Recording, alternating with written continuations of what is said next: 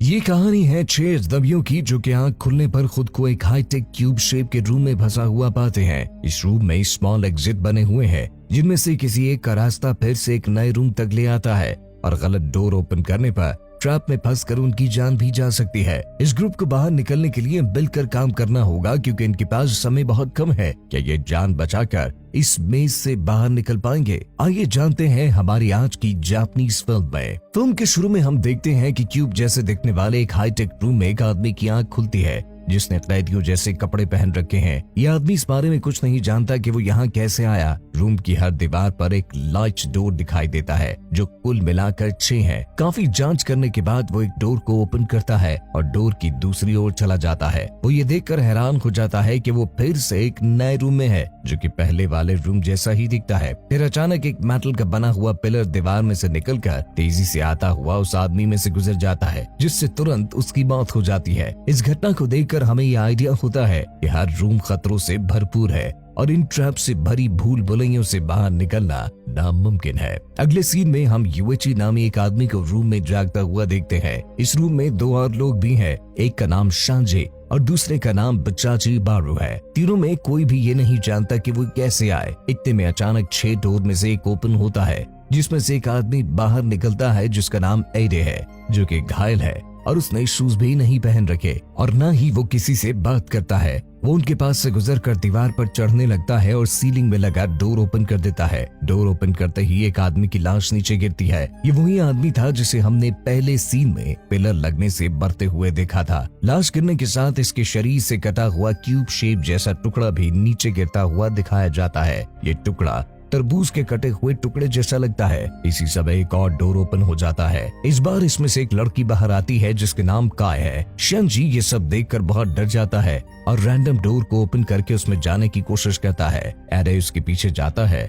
और डोर पर चढ़कर आगे बढ़ता है। नए रूम में एंटर होने से पहले वो अपने शू को रूम में फेंकता है जिसे फेंकते ही रूम में आग भड़क उठती है और देखते ही देखते जूता राख बन जाता है। इससे ग्रुप को आइडिया हो जाता है कि गलत रूम में एंटर होने से कैसे उनकी जान जा सकती है। इस मेज में सुरक्षित रूम भी है क्योंकि कहानी में हर कैरेक्टर की आंख सेफ रूम में खुलती है और उन्हें यहाँ किसी न किसी सेफ रास्ते से ही लाया गया होगा। ग्रुप आहिस्ता आहिस्ता ईडे की हेल्प से डिफरेंट रूम्स में से होते हुए आगे बढ़ते हैं। शू टेस्ट करने पर वो कई जानलेवा बाधाओं से बच निकलते हैं क्योंकि एडी ही वो अकेला व्यक्ति है जो शायद मेज में काफी पहले से है और जख्मी होने के साथ साथ उसके दोनों शूज भी गायब है। सभी को ईडे पे भरोसा है। फिर वो एक ऐसे रूम में आ जाते हैं जहाँ यूएची को फ्लोर पर एक बटन मिलता है जिससे वो रूम की वॉल पर मार्क लगाता है। ऐसा करने से सभी एक ही दिशा में बढ़ पाएंगे और रूम्स की पहचान करने में आसानी होगी। बटन उठाने के बाद यूची वापस ईडे को फॉलो करने लगता है। फिर हम देखते हैं कि यूची को रूम की दीवार पर लिखा एक 9 डिजिट कोड मिलता है, लेकिन ये बात वो ग्रुप के साथ शेयर करना जरूरी नहीं समझता। फिर सभी एक नए रूम में एंटर होने लगते हैं जहां दोनों रूम्स के दरमियान उन्हें फिर से कोड लिखा हुआ दिखाई देता है। शायद उन कोड्स का कुछ मतलब जरूर है जो ग्रुप समझ नहीं पाता।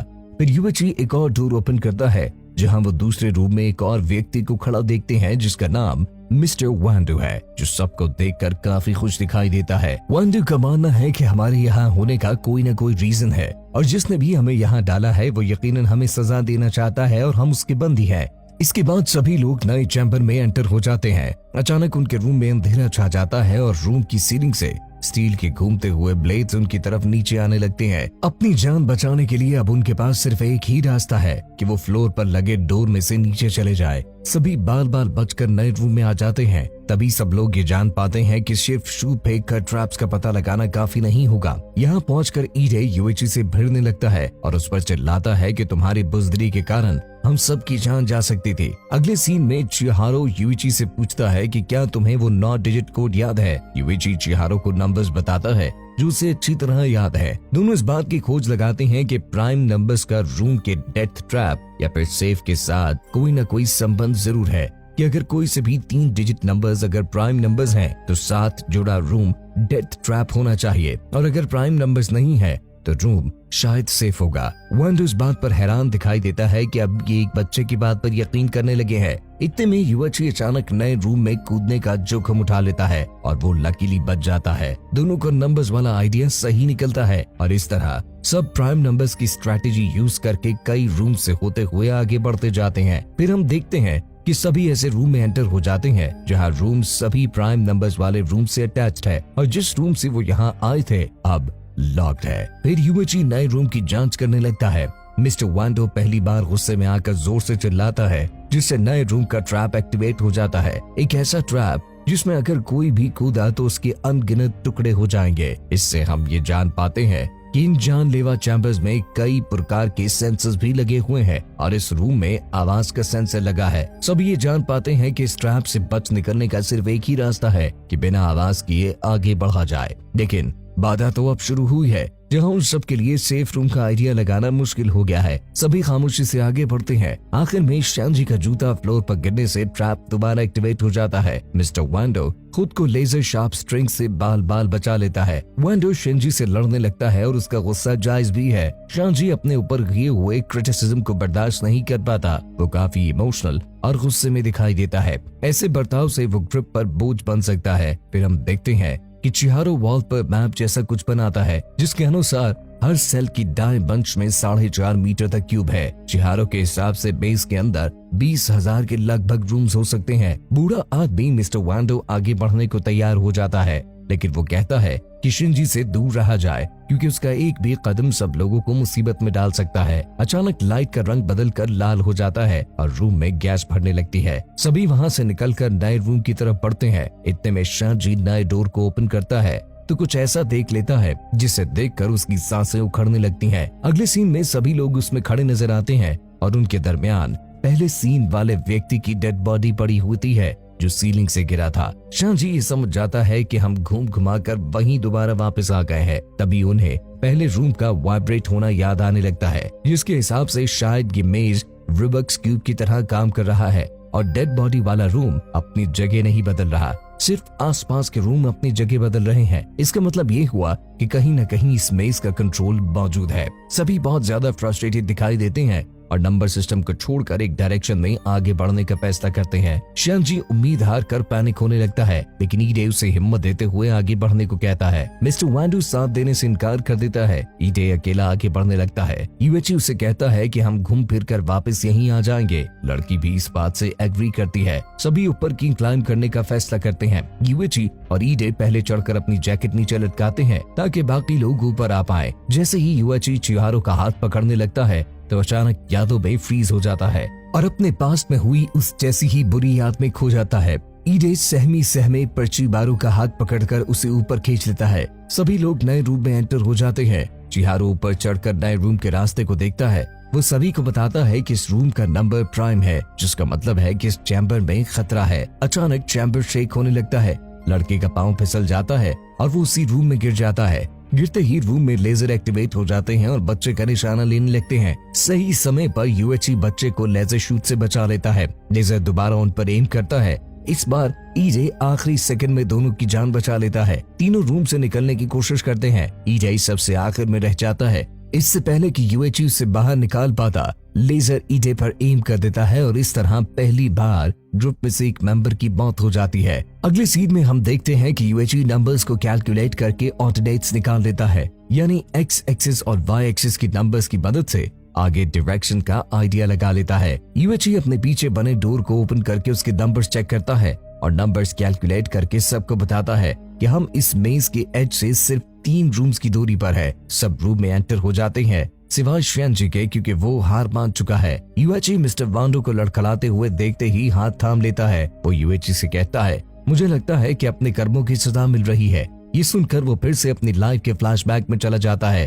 तभी अचानक रूम के बीचों बीच स्टील की सलाखें निकलकर रूम को 2 हिस्सों में डिवाइड कर देती है। ओल्ड मैन और शिनजी अलग डोर से निकल जाते हैं और बाकी ग्रुप मेज की एज को ढूंढने के लिए आगे बढ़ते हैं। लड़की नंबर 999 देखकर बिना किसी को बताए आगे निकल जाती है। सभी लोग एक सेफ सेल में आ जाते हैं। अचानक मेज यूएची को स्कैन करने लगती है और चैम्बर की एक दीवार स्क्रीन प्रोजेक्टर बन जाती है और यूएची की मेमोरी प्रोजेक्ट करती है जब उसके भाई की मौत हुई थी। ये देखकर यूएची बहुत ज्यादा दुखी हो जाता है और अपने भाई की मौत पर खुद को गिल्टी फील करता है। अचानक वॉल पहले जैसी हो जाती है और यूएची भी नॉर्मल हो जाता है।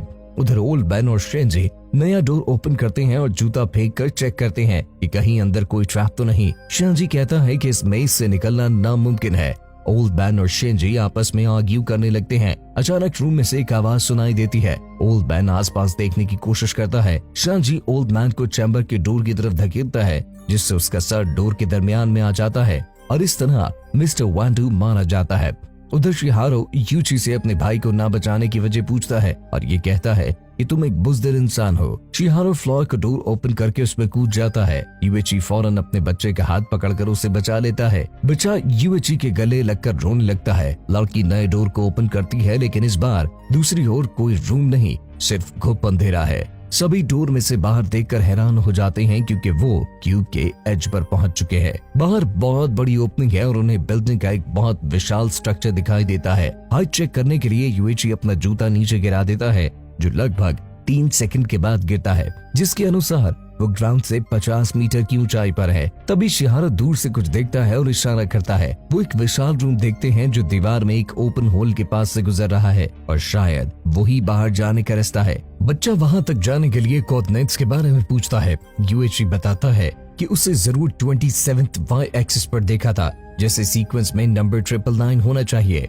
लड़की उन्हें बताती है कि उसने यही नंबर देखा था। ग्रुप उस डोर की तरफ जाने के लिए प्लान करते हैं। अचानक एक डोर ओपन हो जाता है और शेंजी बाहर आ जाता है। वो ग्रुप से मिलकर बहुत खुश दिखने का नाटक करता है। यूएची वांडो के बारे में जानकारी लेता है, जिस पर वो बताता है कि वो ट्रैप में फंसकर मारा गया है। यूएची ये सुनकर दुखी हो जाता है। बच्चा शेंजी को नोटिस करता है और सोचता है कि दाल में कुछ न कुछ काला जरूर है। शेंजी सबको सेफ रास्ते से ले जाने का यकीन दिलाता है। अगले रूम में बच्चा यूएची के कान में बताता है कि शेंजी झूठ बोल रहा है। तभी लड़की उन्हें बताती है कि उसे रूम 999 मिल गया है और डोर में चली जाती है। शेंजी बताता है कि इस रूम में भी ट्रैप है, लेकिन अभी तक एक्टिवेट नहीं हुआ। बच्चा ये सुनकर दूसरे डोर से बाहर निकलता है। इससे पहले यूएची भी बाहर निकल पाता, शेंजी उसे नीचे खींच लेता है, जिससे यूएची बुरी तरह फ्लोर पर गिरता है। वो शेंजी से पूछता है कि उसने ओल्ड मैन को क्यों मारा। शेंजी बताता है क्योंकि उसे सारी लाइफ बोक किया गया, बुरा बर्ताव किया गया और जुल्म किया गया। ओल्ड मैन भी यही सब कर रहा था, अब उसे किसी का डर नहीं। शेंजी यूएची को मारने पीटने लगता है। तभी बच्चा वापस रूम में जंप करता है और शेंजी को रोकने की कोशिश करता है, लेकिन बच्चा इतना स्ट्रांग नहीं होता। शेंजी बच्चे को घुमाकर दीवार पर मारता है। इससे पहले कि वो बच्चे को नुकसान पहुंचाता, यूएची से रोकने की कोशिश करता है। शेंजी अपना टारगेट बदलकर यूएची का गला दबाने लगता है। बच्चा यूएची को हिम्मत देता है। यूएची जान बचाने के लिए पूरी ताकत लगाने लगता है। तभी अचानक रूम का कलर चेंज हो जाता है और रूफ से एक मेटल पोल निकलकर शेंजी की पीठ में धंस जाता है और शेंजी को ऊपर खींचता हुआ छत से लगा देता है। इतने में लड़की दोनों को दूसरे रूम से अपनी ओर बुलाती है, इससे पहले कि देर हो जाए। रूम में चारों ओर मेटालिक ट्रैप्स ओपन होने लगते हैं। लड़की बच्चे को डोर से खींच लेती है, लेकिन यूएची रूम में ही रह जाता है। बच्चा ये सोचकर रोने लगता है कि उसने अपने एक दोस्त को खो दिया है। तभी रूम फैसिलिटी की तरफ मूव करने लगता है और एक होल के आगे रुक जाता है। दोनों डोर से बाहर एक लंबे रास्ते को देखते हैं, जो बाहर जाने का रास्ता है। लड़की यहीं रुकने का फैसला करती है, लेकिन बच्चा रास्ते की तरफ निकल पड़ता है, इस उम्मीद के साथ कि वो आजाद हो पाएगा। फिर हम देखते हैं कि एक बॉडी चैम्बर में सीलिंग से गिरती हुई दिखाई देती है। ये यूएची है, जो अभी भी आजाद होने की कोशिश में है। फिर हम देखते हैं कि सभी मरने वाले व्यक्तियों का डेटाबेस सेव किया जा रहा है। लड़की सीक्रेटली सब लोगों को मॉनिटर करती रही है और सबकी प्रोग्रेस को ट्रैक करती रही है। इस इंफॉर्मेशन और डेटा के साथ वो डोर ओपन करती है और दूसरी ओर नए प्रेजेंट से मिलती है। ये लड़की एलियन है और ये मेज भी एलियन ने इंसान की थिंकिंग को फैसला लेने की पावर को टेस्ट करने के लिए बनाया था। और इसी तरह दोस्तों, फिल्म इसी बोर्ड पर एंड हो जाती है। ऐसी ही कमाल की स्टोरीज देखने के लिए हमारे चैनल इनसाइट हिंदी रिकैप्स को सब्सक्राइब कीजिए। धन्यवाद।